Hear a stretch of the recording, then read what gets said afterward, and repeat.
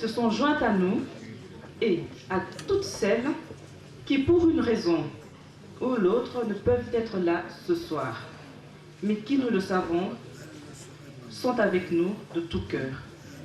Et enfin, nous remercions également les représentants des autres chancelleries ici présents. Le 8 mars. Le 8 mars est une journée où le monde marque un arrêt sur la femme et reconnaît son importance intrinsèque, si pas capitale, dans la survie et la dynamique de l'humanité. Si aujourd'hui, nous pouvons nous réunir en ce lieu pour célébrer le 8 mars, c'est grâce à l'agir et à la détermination des femmes et des hommes qui se sont évertués à démontrer à leur manière que la femme n'est pas l'arrière-boutique, mais plutôt une partenaire à part entière pour le développement et l'avancement de l'humanité et de l'Afrique. C'est de cette façon que la femme, qui constitue l'autre moitié de l'humanité, sort peu à peu des siècles d'ombre pour occuper l'espace visible et faire montre de ses capacités qui forcent la considération du monde. Honorable Assemblée, dans le cadre de ces efforts constructifs de participation active des femmes, laissez-moi vous affirmer que la femme africaine n'est pas en reste. Elle a compris, trouvé sa voie et elle agit activement. C'est dans cette même dynamique qu'est née il y a 7 ans l'Union des femmes africaines, en sigle l'UFA. L'UFA est une association panafricaine, non gouvernementale, pluraliste politiquement et philosophiquement. Des femmes africaines immigrées se sont unies pour relever ensemble les défis auxquels elles se trouvent quotidiennement confrontées. Celles-ci ne voulant pas rester spectatrices des problèmes de toutes sortes, de misère et de violence qui continuent à ravager l'Afrique, elles se sont décidées de transcender leurs différences, les frontières et d'unir leurs forces pour travailler ensemble. Et vu l'ampleur de la tâche de transformation des mentalités, de réhabilitation de la justice sociale et des droits, ainsi que de la construction de la société, la femme responsable se doit de renforcer ses capacités tant techniques, politiques, économiques que le leadership pour contribuer efficacement à la prise en charge réelle de son destin et de l'Afrique. Permettez-moi de rappeler les objectifs de l'UFA. Premièrement, initier et soutenir des actions qui favorisent l'égalité des chances entre femmes et hommes, tant au niveau de l'éducation, de la formation que de l'accès à l'emploi. Deuxièmement, encourager et soutenir l'engagement des femmes africaines en politique, leur participation à différents niveaux décisionnels, leur implication dans les processus de prévention des conflits, de négociation de paix et de reconstruction des pays africains. Le troisième objectif est de créer des passerelles entre les différentes organisations des femmes en Afrique et en Europe, au vu d'une mise en commun des idées et des expériences dans les différents domaines, mais surtout pour créer des synergies pour la promotion et la visibilité de la femme africaine. Quatrième objectif, sensibiliser les femmes aux problèmes de santé et à certaines pratiques traditionnelles néfastes et lutter contre les violences faites aux femmes. Cinquième objectif, initier et soutenir des actions qui favorisent l'insertion socio-professionnelle des femmes africaines en Belgique. Cependant, pour que la femme africaine affirme et consolide aussi bien sa place que son rôle, il est important qu'elle se fasse la gardienne et l'avocate active des valeurs positives de cette société. C'est pourquoi l'UFA voudrais, à l'occasion de cette journée internationale de la femme, saluer et féliciter les États africains qui ont ratifié le protocole africain des droits de l'homme et des peuples relatifs aux droits de femmes en Afrique, entré en vigueur le 25 novembre 2005. Vous trouverez à l'entrée ce protocole qui, mesdames, vous donne beaucoup de droits et je vous en prie, essayez un petit peu de vous pencher dessus et de le lire. L'UEFA rend hommage à toutes les femmes qui, par leur travail, leur courage et leur persévérance, ont permis qu'enfin aujourd'hui ce protocole africain relatif aux droits des femmes ait une existence juridique et acquiert force de loi. L'entrée en vigueur du protocole offre un cadre irremplaçable pour mettre fin aux violations multiformes dont sont victimes chaque jour des femmes et des petites filles de notre cher continent qu'est l'Afrique. C'est donc avec une joie immense que nous célébrons l'événement qui marque un tournant important de la lutte des femmes africaines pour la reconnaissance et le respect de leurs droits fondamentaux. Nous ne pouvons qu'encourager tous les autres pays africains à ratifier ce protocole. Et mesdames, je vous demande d'encourager vos maris pour pouvoir ratifier ce protocole.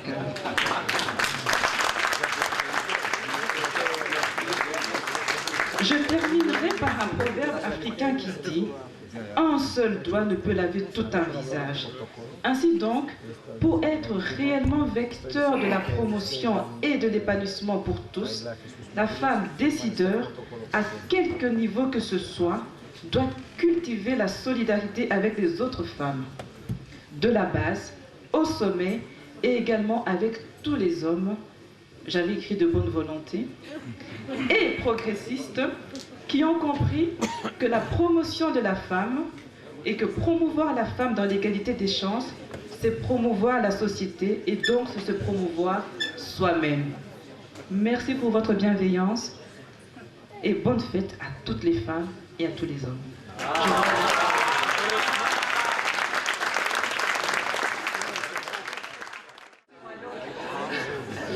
Le Monde selon les femmes est une ONG, une petite ONG belge, qui a pour spécificité de travailler la question de l'égalité entre les femmes et les hommes. Comme son nom l'indique, le Monde selon les femmes travaille la question de l'égalité entre le Nord et le Sud, entre les hommes et les femmes. Et une de mes collègues a souvent coutume de dire, c'est en fait, on pourrait s'appeler le monde selon les femmes et les hommes qui œuvrent ensemble pour le développement de tous. Alors, on m'a demandé aujourd'hui de faire une petite présentation, au-delà de ce que nous faisons nous, qui est essentiellement de la formation, de la sensibilisation sur la question de l'égalité homme-femme, et nous le faisons à travers notre présence active au sein de la Commission Femmes et Développement, dont je suis présidente.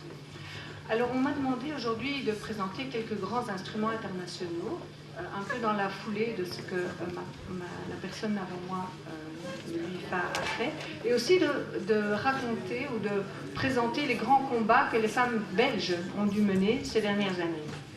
Alors, rappelez peut-être que juste après le lancement de la décennie internationale de la femme, la communauté internationale a adopté la Convention pour l'élimination de toutes les formes de discrimination envers les femmes, en 1979 déjà. Et puis il a fallu tout un temps avant que la communauté ne se réveille et n'adopte en 1994 la déclaration du Caire qui reconnaît et qui fixe les droits reproductifs des femmes. Et puis il y a eu la plateforme d'action de Pékin. Et cette plateforme d'action de Pékin est un élément fondamental, un élément moteur qui nous mobilise et qui nous rappelle que l'égalité entre les femmes et les hommes, c'est une question de justice sociale, c'est une question de droits humains et que l'égalité a des impacts positifs pour tous parce que c'est une condition essentielle au développement.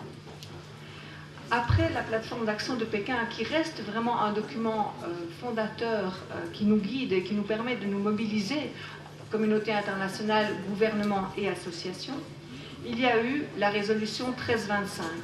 Résolution 1325 et son protocole additionnel qui fait de la femme, dans la résolution des conflits, un acteur, une actrice importante, essentielle même. Et puis plus récemment, il est encore peu connu, la Commission économique pour l'Afrique a développé un outil qui s'appelle l'IDISA, qui est la mesure des inégalités pour les femmes africaines. Et dans cet indice se trouve notamment un tableau de bord de la condition de la femme africaine. C'est également un document important qui peut servir et qui peut aider les États africains, mais aussi les associations des femmes à se mobiliser. Plus proche de nous, ou en tout cas plus connu parce que largement médiatisé, ce sont les objectifs du millénaire. La communauté internationale se mobilise actuellement autour de 8 objectifs dont nous pouvons saluer l'objectif 3 qui vise à promouvoir l'égalité des genres et l'empowerment des femmes. Dans les accords ou dans ce qui nous oriente au niveau européen, nous avons aussi un cadre légal qui nous permet de renforcer notre action et notamment des dispositions très claires dans l'accord de Cotonou. En Belgique, là, nous avons, depuis 1999, le cadre de la loi de coopération qui intègre de manière transversale le rééquilibrage des droits et des chances en Belgique, dans la coopération, le rééquilibrage des droits et des chances entre les femmes et les hommes. Alors, ce sont des acquis qui sont toujours à protéger et pour lesquels il faut évidemment une mise en œuvre dans la pratique. Et cela se fera, me semble-t-il, en alliant la volonté politique des décideurs, des représentants politiques au plus haut niveau, de vous, mesdames et messieurs les ambassadeurs et les ministres, mais aussi en alliant le rôle d'interpellation et la capacité, la force de la société civile à s'exprimer, à interpeller et à rappeler les engagements qui ont été pris. Alors en Belgique, on pourrait dire que c'est de cette manière que certains droits ont été acquis. C'est aussi quand toutes les femmes, ensemble, faisant fi de leurs différences de parti ou de langue, ont pu arracher un certain nombre d'acquis politiques. Et c'est un processus qui, de manière générale et lointaine, s'est assis sur le renforcement de l'éducation et de la place des femmes dans la société, y compris en politique. Alors dans 3 domaines, peut-être, les choses ont été importantes. Dans le domaine de l'emploi et du travail, il a été mis en œuvre d'abord des actions positives. Et il faut rappeler que c'est en 1966 que la grève des ouvrières de l'AFN a réclamé à travail égal, salaire égal. Alors même que ce principe était instauré dans le traité de Rome, par exemple, qui fonde la communauté européenne. Alors, en 2006, il reste un écart entre les salaires des hommes et des femmes en Belgique. Et donc, 40 ans après cette grève mobilisatrice, nous avons la nécessité encore de rappeler qu'il faut 15 mois à une femme pour gagner le salaire d'un homme en un an. Et c'est pour ça que le 31 mars a été décrété le jour du salaire égal, le Equal Pay Day. Et c'est de bon augure qu'en Belgique, la FGTB a pris ce jour comme phare cette année. Et ça nous permettra peut-être d'avoir en Belgique, comme il y a au Congo, un mois de mobilisation pour les femmes. Parce qu'en Belgique, pendant longtemps, on a parlé de la journée des femmes. Et peut-être que si nous arrivons à avoir un mois de mobilisation, aussi bien les politiques que les médias consacreront davantage de place à cette question de l'égalité. Le deuxième domaine dans lequel les femmes ont fait passer des choses importantes pour les femmes en Belgique, c'est les droits reproductifs. Et notamment la modification des lois qui voulaient que l'autorité dans la famille était assumée par le père et a modifié la loi pour en faire l'autorité parentale, exercée conjointement par les hommes et par les femmes. C'est aussi, dans les années 90, la loi sur la dépénalisation de l'avortement, garantissant aux femmes cette possibilité en cas de conséquences, notamment de viol. Et c'est cette année seulement qu'a été déposée, tout juste maintenant, pour le 8 mars, une loi antisexiste. Le dernier domaine que je voudrais aborder, c'est évidemment le domaine politique, et il prend toute son importance dans le contexte que vit le Congo actuellement. en se rappelant qu'on est en 2006 et les premières lois de parité ont été votées en 1994, donc il y a très peu de temps. Et cette loi de quota d'abord, ne s'est vraiment mise en application qu'en 2003, où on a instauré le système dit de la tirette en Belgique, je crois que vous le connaissez sous le nom de zébrage au Congo, avec un résultat très direct, c'est que le nombre d'élus est passé de 20 à 35%. Et c'est important qu'il y ait un tiers de femmes dans une assemblée politique pour que les choses changent. Mais ce n'est qu'en 2004 que la Belgique a instauré ou a reconnu une révision de la Constitution pour inscrire dans la pratique le principe de l'égalité entre les femmes et les hommes. Voilà, vous voyez que le combat en Belgique est long, il n'est pas terminé, contrairement à l'image que l'on a parfois, hein, que le Sud a parfois qu'au Nord tout est beau, tout est rose. Eh bien vous voyez que non, et que la Belgique a aussi à apprendre des femmes congolaises et de leur combat, et des femmes de toute l'Afrique ou de tout le Sud. Bon, Mémoire vive, c'est une association qui a été créée en 98 par des journalistes et des archivistes. Et le projet de Mémoire vive, c'est de sauvegarder évidemment cette mémoire vivante qui disparaît. Bon, nous sommes une société en Afrique et notamment au Congo de l'oralité. Et nous sommes entrés dans l'écriture, nous la connaissions avant, mais dans l'écriture moderne avec la colonisation. Mais la colonisation nous a apporté tellement d'autres modes de vie, tellement d'autres nouveautés, d'autres innovations, et nous a détruits quelque part, au point que nous rencontrons aujourd'hui des difficultés, une crise d'identité. Et alors, pour construire cette identité, nous ne pouvons que essayer de nous souvenir de ce que nous étions, mais surtout aussi de ce que nous sommes aujourd'hui, pour pouvoir transmettre à nos enfants une image de nous, une image d'eux-mêmes qui puisse les aider à faire front à la difficulté de vivre.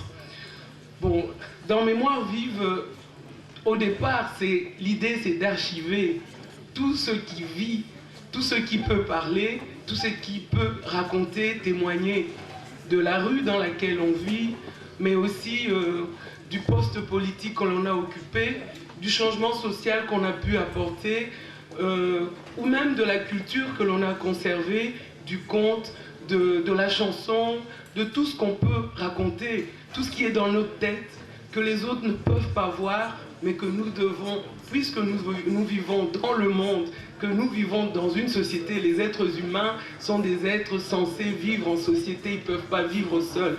Dès qu'un être humain est tout seul, il meurt. Et donc l'être humain est censé échanger tout ce que nous pouvons échanger pour être plus fort. La difficulté de notre société, c'est que, comme je le disais, la colonisation a détruit certaines choses, a détruit ce que nous étions. Aujourd'hui, nous ne pouvons plus dire « je suis de telle ethnie » et n'être que de cette ethnie. Nous sommes entrés dans la modernité, nous sommes urbains, nous sommes citadins. Et dans cette citadinité, dans cette colonisation, nous nous sommes transformés, nous avons transformé nos savoir-faire traditionnels et nous avons acquis des nouveaux savoir-faire et des savoirs grâce à la colonisation. Et alors, nous devons être dans cette modernité et quitter l'oralité et utiliser les outils qui nous permettent de conserver notre identité. Et ces outils sont l'informatique en tout cas, qui nous permet aujourd'hui, si j'avais les moyens de vous interviewer tous, je conserverais de cette journée un message qui dans 10 ans, dans 100 ans, pourrait nous rappeler que ce jour-là, nous étions à l'ambassade et tel a dit ça et tel a eu telle impression. Alors, le public que Mémoire vive vise n'est pas un public seulement congolais et refermé sur lui. Le public que Mémoire vive vise est tout ce public ici, comme chez nous et ailleurs, qui est dans cette nouvelle optique de la citoyenneté, du regard vers l'autre, du besoin de connaître l'autre, du besoin du dialogue pour mieux se connaître. Et c'est dans ce public-là que se situe Mémoire Vive. Bon, quel est le réseau, puisque Mémoire Vive rêve de participer à la création d'un réseau, d'un réseau qui travaille sur la mémoire. Ce réseau est constitué d'associations comme l'Isanga Bamama. Je vois devant moi Madame Yvette Massamouna comme la Congolaise et ses sœurs, mais toutes les associations font partie de Mémoire Vive. Toutes les associations devraient pouvoir léguer leur savoir-faire, leur savoir, leur lutte et tout ça. Bon, qu'est-ce que je peux encore dire? Aujourd'hui, c'est la journée de la femme. L'Union des femmes africaines, qui est une panafricaine, a rappelé ses objectifs.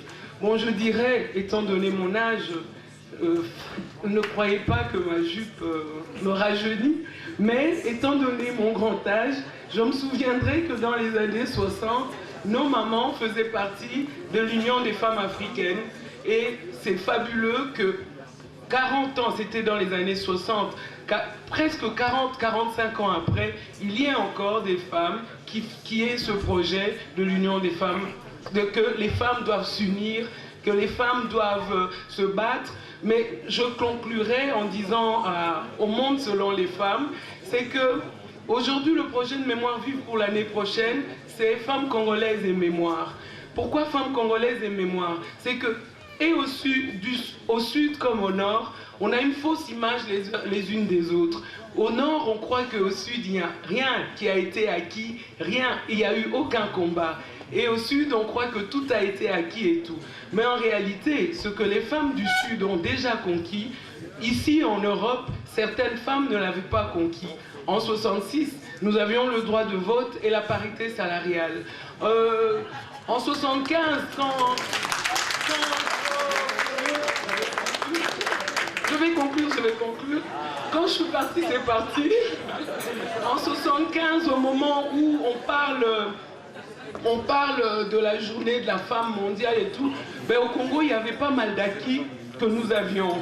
Et qu'est-ce que je pourrais dire pour conclure? C'est que je voudrais juste dire à toutes les associations, des mamans ici, des femmes et des hommes qui œuvrent pour le développement et l'égalité entre nous, sortons d'une maladie qui nous est souvent reprochée, nous Congolais, c'est lorsque nous avons dit « demain je construirai la maison », on croit qu'elle est déjà construite, mais c'est juste dans notre tête, alors agissons. Je suis heureuse d'être avec vous. Donc, je suis sénégalaise, je suis arrivée ici en Belgique en 1980. Donc, on a créé l'association en 1986 pour lutter contre les mutilations génitales féminines. De là, ce n'est pas question de renier ma culture ou ma tradition, mais il y a certaines traditions, il faut le bannir, comme le mariage forcé, mais aussi les mutilations génitales féminines. Personnellement, je l'ai vécu. C'est à travers ça que j'ai commencé à combattre les mutilations génitales féminines. J'étais mariée à l'âge de 12 ans. Et ce qui nous freine actuellement en Afrique, c'est surtout ces traditions néfastes que nous subissons nos fillettes. Et j'aimerais dire que maintenant on évolue parce que le temps passe vite et puis le monde évolue. Nous aussi on doit évoluer dans nos têtes. Et ce que je fais appel les femmes, c'est nous-mêmes qui devons voir nos valeurs d'éducation. C'est nous qui mettons les enfants au monde, c'est nous qui mettons les hommes aussi au monde. Et on se marie avec les hommes. Donc, changeons nos comportements nous-mêmes.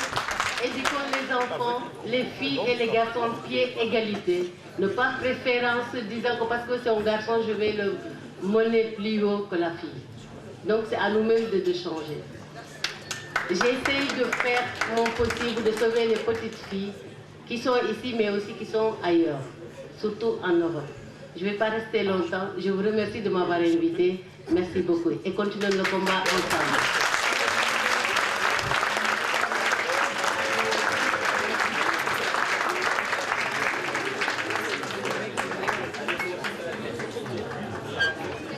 Je voudrais à présent inviter son Excellence, Monsieur l'ambassadeur Jean-Pierre Moutamba, à prononcer le dernier mot. Bonsoir.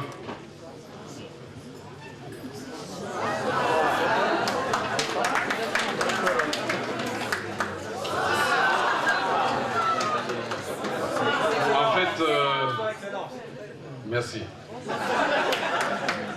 Je n'ai pas de discours. Et comme en droit, on dit, lorsqu'on te cite dans un procès, tu as le droit de réponse, le droit de... On m'a cité depuis le début, monsieur l'ambassadeur, alors je dis, je prends la parole.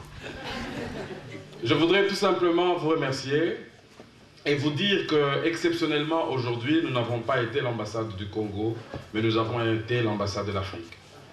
Et c'est pour ça... C'est pour ça que nous avons organisé cette cérémonie, où nous avons aidé les dames à organiser cette cérémonie, avec la participation et la contribution de beaucoup de pays africains, dont représentés par les ambassadrices, que je demande toutes de se mettre debout.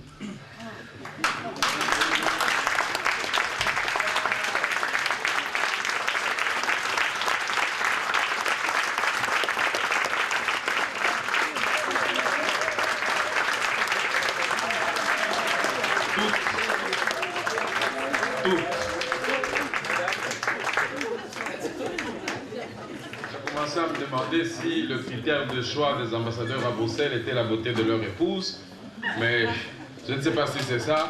J'ai mon collègue, l'ambassadeur Togo, qui va me dire.